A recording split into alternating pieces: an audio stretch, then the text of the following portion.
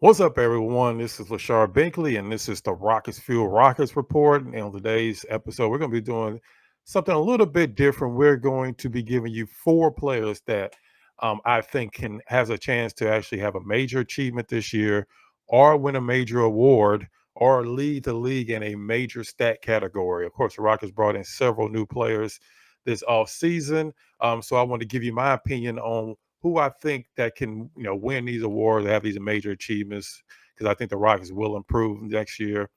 Depending on how they played, will kind of determine how much they improve, and also how the offseason continues to go. But for now, these are the four players I think can have a big time season next season and actually bring home a major award or lead the league in a major stat category. So let's get into it.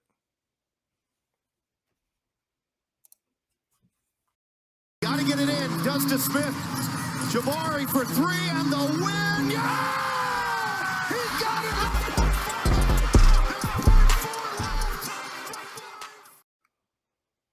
What's up, everybody? This is Lashard Binkley. Of course, I'm the co-host of Rockets Fuel Podcast. And you can always find me on Twitter at Binkley Hoops. You can always find my written work at SB Nation or The Dream Shake. So make sure you check out my work over there. On today's Rockets Report, as you heard earlier, we will be breaking down four players that I think can have big time season for the Houston Rockets coming up, either winning a major award or having a major achievement like an all NBA team, or maybe even lead the league in a major stat categories. So let's go ahead and get right into it. Make sure you stick around to the very end, because at the very end, I'll be talking about a certain center from Turkey who I think has a good chance to bring home a major award, the first major award of his career, coming up at the end of the episode. So make sure you stick around for that.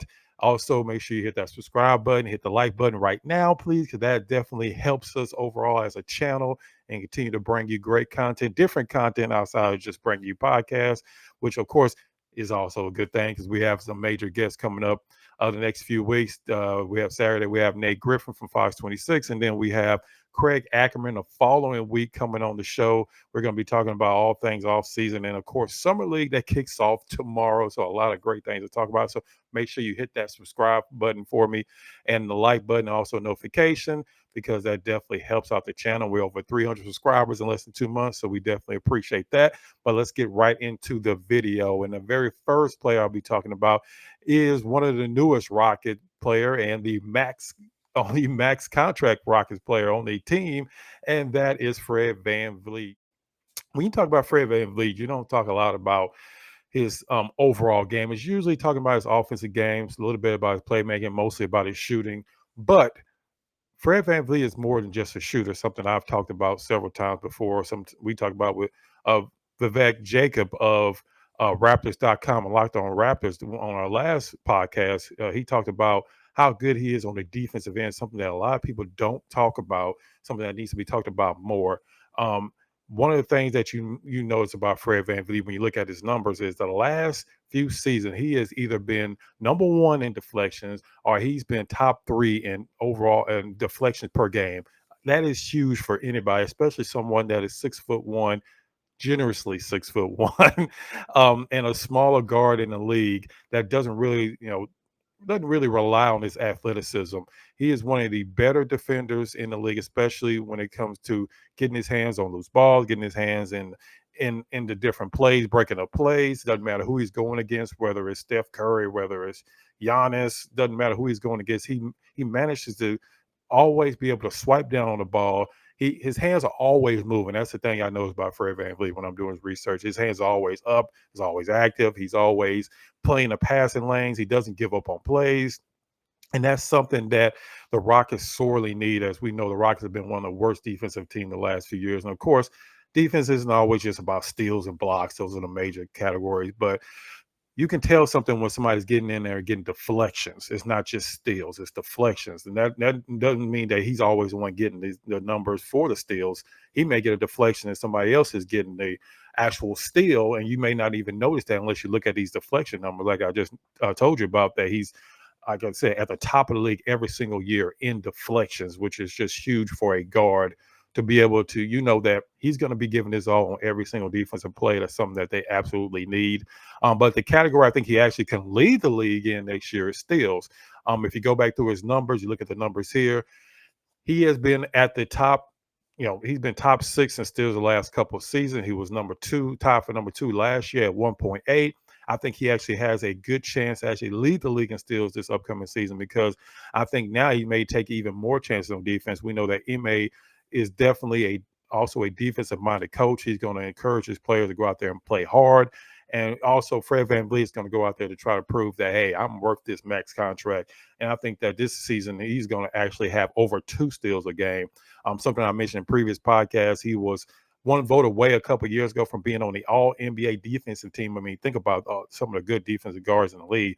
He was one vote away from being on the All NBA defensive team. So I think that's something that when you're looking at his numbers, I think that he can actually average over 2 steals a game next season.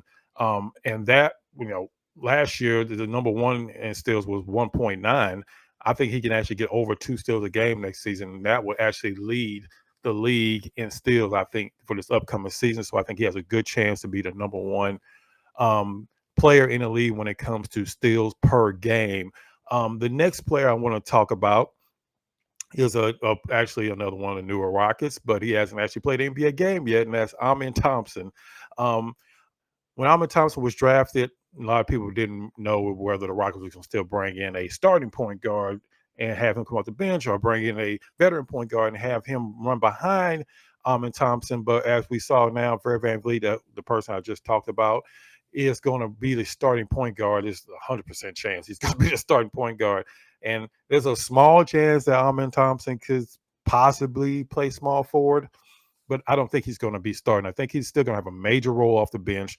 I think he's still going to get his 20 plus minutes a game, maybe 25 if he can get to a point where he's actually comfortable on the team and Ime is comfortable with him and maybe his minutes crease throughout the year. But I think even with the 20 or 25 minutes coming off the bench, he's still going to have a role. He's going to be playing point guard behind Fred VanVleet. He may, like I said, play some small forward. I think they're going to use him in a lot of different ways to where he's going to have the opportunity to still be able to get his name out there and being a number 4 overall pick. And let's just be honest, he's going to have some of the biggest highlight plays of the year, and that does factor in these type of awards, is getting your name out there, having the flashy plays, because at the end of the day, you have 2 all NBA rookie teams. So you're talking about 10 players. Do you really think it's going to be 9 players that even with Amen not starting going to be better than him this or 11 players that's going to be better than him in their rookie seasons? I don't see it. He may not make the first team all rookie just because, like I said, he's not starting. But I think that you look at last year with Tari Eason, he wasn't a starter. He still made the all rookie team. You look at players like Alperen Sengun, who wasn't getting a ton of minutes. These players don't necessarily have to start, especially in their rookie year. It's really about how efficient they are when they get out on the court. And I think that Ime is going to find ways to put Amin in the right positions to where he's going to be able to eventually get to a point where he's going to feel real comfortable on the court. He's going to be able to do the things that he's been doing, leading them up to playing for the Rockets, and that's getting out on the fast break. I think that's something the Rockets really want to do this upcoming season. We know Amin Thompson is probably not, if not the best leaper, he's top 3 or 4 already leapers in the NBA. They're going to get out on the run. They're going to show his playmaking ability because he will be playing with that second unit, probably with Kevin Porter Jr. So they're going to be sharing playmaking responsibility, but a lot of times Amin will probably be the lead playmaker and Kevin Porter Jr. will be the secondary playmaker. So you're going to see his assist numbers actually be pretty decent considering even coming off the bench, because he will get that opportunity to be the main facilitator coming off the bench for the Houston Rockets. Of course, the main thing everybody's going to be looking at is his shooting, but I think he's going to put up enough numbers to where his shooting, it's not going to keep him from getting on that all NBA rookie second team. Because like I said, he still will get at least 20 to 25 minutes a game. I still believe this upcoming season, because they still do believe that he is their future point guard, even with the signing of Fred VanVleet. The next player I want to talk about is one of the more controversial players on the team. For some reason, you either love him or hate Kevin Porter Jr. But the way I look at it this upcoming season, him coming off the bench, I think you're going to see the best version of Kevin Porter Jr. this upcoming season. And one of the reasons why I want to start with is because of his shooting. You look at his numbers since he's come with the Rockets. You can say a lot of things about his playmaking, about his decision making. Sometimes he turns the ball over, he may over dribble. But if you look at his overall game and look at his shooting in particular, he has been one of the not just best catch and shoot 3-point shooters on the Rockets, just in the entire league, especially the last couple of seasons. I mean, if you just look at the Rockets number, it's not even close. He is the best shooter on the team. And with the Rockets not really bringing in any shooters um, this offseason, he is still the best shooter on the Houston Rockets. And I think that the efficiency numbers will make a huge difference when we're talking about Kevin Porter Jr. And yes, I'm talking about him as the six-man player of the year because I think he's going to get his, at the very least, he's going to get 25 minutes a game. I think he's going to get closer to the 30 minutes a game because some games he's going to actually finish when he's playing really well. He's going to be the finishing small forward. He's going to get minutes behind Jalen Green as shooting guard. He may even play some point guard at points. So Kevin Porter Jr. is still going to have plenty of opportunities, even if he's coming off the bench.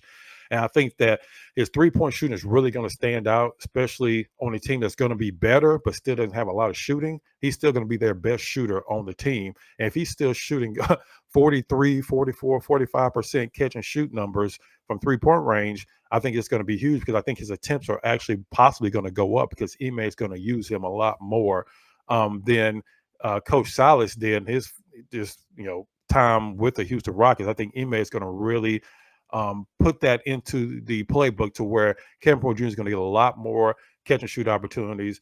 He's going to be able to focus on the things he does best. He's not going to have to worry about trying to run the entire team. He's going to be more of a secondary playmaker. His assist numbers may go down a little bit, but I also think his turnovers are going to go down. So all those numbers are going to stick out. And it's not going to be a lot of players in the NBA that coming off the bench is going to be able to be a playmaker, a catch and shoot 3-point shooter, and just an overall good player is, like Kevin Porter Jr. Because a lot of times you have six men coming off the bench, they're really more specialized. But Kevin Porter Jr. is going to be able to do a little bit of everything. And I think that's going to really stick out this season, especially with him getting close to starter minutes anyway.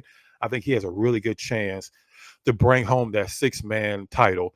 Before I get into the final player I want to talk about today and the final possible award, I want to give an honorable mention to Dylan Brooks, who I think there's a possibility he could still be second team, but I think his reputation took a big hit last year. And let's be honest, agendas, narrative, all that plays into any of these type of awards. Let's just be honest, we know that from the days of James Harden. So I think Dylan Brooks is going to have a hard time doing that again this season, being on an all defensive team, even though he's made it previously, just because I think the Rockets, even though they will be improved on defense, still it's going to be a little bit of a struggle at the beginning. So I think that's going to kind of bring him down as well. And also, like I said, his reputation took a big hit this past season. So I think it's going to be a little bit harder for him to make that all defensive team, but I think he's still going to have a huge defensive impact. So that's kind of an honorable mention when talking about Dylan Brooks. All right. So let's get into the final player that I think can, win a major award this upcoming season. And I think that player is Alperen Sengun. And I think that award is most improved player. I mean, if you just look at the Vegas numbers on different Vegas books, I don't know if people really pay attention to that. But if you do, he is one of the betting favorites to win most improved player. And the reason why I think he can do it is, yes, his shooting opportunities may go down, may stay the same, but it may go down with, the addition of, more veteran players. But I think that if you look at his assist numbers, for instance, his assist numbers went up 2 straight years, and that's on 2 dreadfully horrible teams. He's able to get his assist number close to 4 last year, and that will go up. And the reason I say it's going to go up, even though they didn't necessarily bring in shooters, great shooters into the team, their overall team will be better. They'll have more opportunities on offense because they won't be turning the ball over as much. They'll be in more games because the Rockets, of course, were blown out of a lot of games where, a lot of times Sengun may not even finish the game. They'll be in a lot more games. Even though Fred VanVleet is going to be the point guard, another thing we talked about with Vivek when he was on the show is that Fred VanVleet doesn't necessarily have to always be on the ball. And that would go well with Alperen Sengun, who we know is one of the most unselfish players on the team and one of the best passers on the team. So Another thing he mentioned was that Fred VanVleet ran a lot of high pick and rolls with Siakam, where sometimes Fred VanVleet was the one actually setting the pick. And when you're doing that with Alperen Sengun is such a smart player. He's going to be able to get the ball in the right spot to Fred VanVleet to get out and get his open threes, or he'll be able to get his shot. Or sometimes you may run a curl play with a Jalen Green or a dribble handoff with a Kevin Porter Jr. to where they're able to get open shots. And I think that the spacing will be a lot better on this team this year because I think they'll be a more disciplined team this year than they have been in the last 3 seasons. And I think that Alperen Sengun assists can go up to where he's getting over 4 assists a game. And I think his overall efficiency, something I talked about a lot with other players, I think that goes up. That also helps your case as far as being a possible most improved player. But I just think overall, his overall game will improve. I think 3-point shooting is a huge thing for his Sengun. If Sengun can get to a point where he has a reliable 3-point shot, that goes a long way to improving his overall numbers. So maybe he doesn't get as many opportunities, but his 3-point shooting goes up. And we always know something that Matt Buller used to say on the show: 3 is greater than 2. So if his 3-point percentage goes up, that may mean that his overall points per game goes up. His points per game goes up.